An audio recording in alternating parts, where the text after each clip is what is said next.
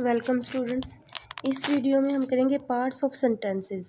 Sentence के parts पिछले में हमने किए थे types of sentences, kinds of sentences कितनी तरह के होते हैं। अब सेंटेंस के कुछ पार्ट्स भी होते हैं। एक सेंटेंस को हम दो पार्ट्स में मोस्टली जो है डिवाइड कर सकते हैं।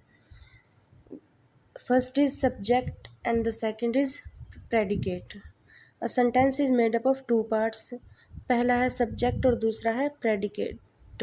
सब्जेक्ट क्या है?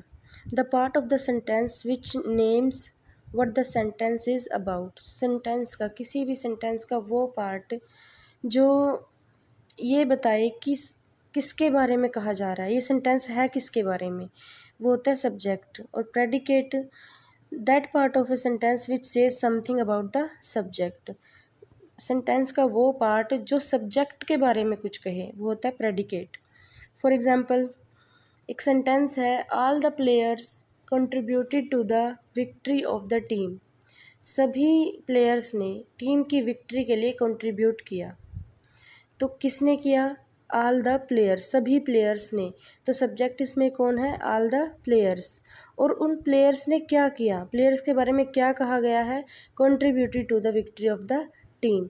इसलिए ऑल द प्लेयर्स क्या है यहाँ पे? सब्जेक्ट। और प्लेयर्स के बारे में जो भी कुछ कहा गया है वो है प्रेडिकेट। इस तरह सेंटेंस के दो पार्ट्स होते हैं, पहला है सब्जेक्ट और दूसरा है प्रेडिकेट।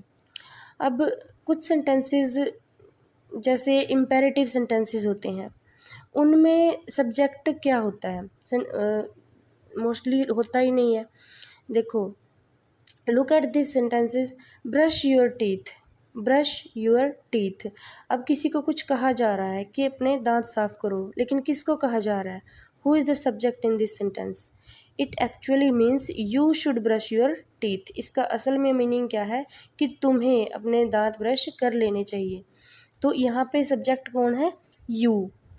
यहाँ पे सब्जेक्ट है यू। तो इम्पेरेटिव सेंटेंसेस में क्या होता है? सब्जेक्ट हमेशा यू होता है, और ये कहीं भी मतलब स्टेट नहीं किया हुआ होता।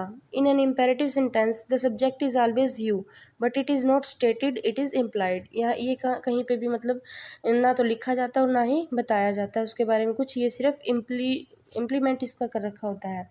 तो इम्पेरेटिव सेंटेंसेस में हमेशा सब्जेक्ट कौन होता है?